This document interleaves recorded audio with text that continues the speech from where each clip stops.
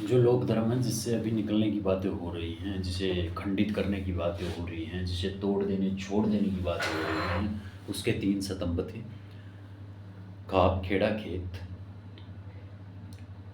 और यहाँ पर खेत, जहाँ पर 4 ईंट रख दी, पूजा कर ली उसकी कि ये हमारे हमको पैदावार दे रहा है, बस यहीं तक सीमित रहना है और इससे आगे हमें नहीं सोचना।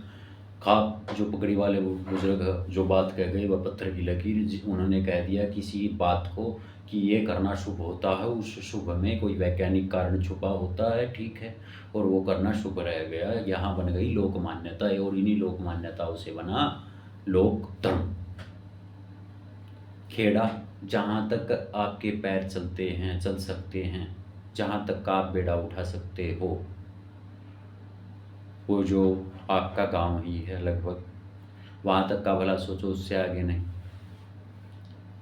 और ये लोक धर्म के 3 स्तंभ। वास्तविक धर्म पर लाने के लिए आपको क्या करना पड़ेगा? सबसे बड़ा चैलेंज क्या हो जाता है? लोक मान्यताओं का संग्रह। जितनी भी लोक मान्यताएं भारत में है, रीति रिवाज, अब उनको वास्तविक धर्म के दृष्टिकोण से संदर्भित करो। हो सकेगा? एक पूरी किताब लिखने के लिए एक लेखक को 7 जन्म लेने पड़ जाएंगे। सच बोल रहा हूँ भाई। छोड़ दो ना, छोड़ दो। देखो, आध्यात्मिक स्तर पे संतुलन चाहिए।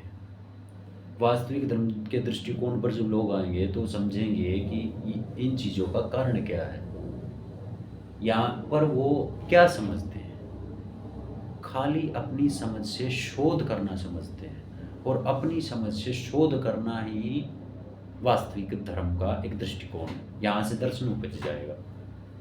जो धर्म दर्शन को की उपज बनता है, ठीक है, जहाँ से शोध उपजता है, वह वास्तविक धर्म है मेरे दृष्टिकोण।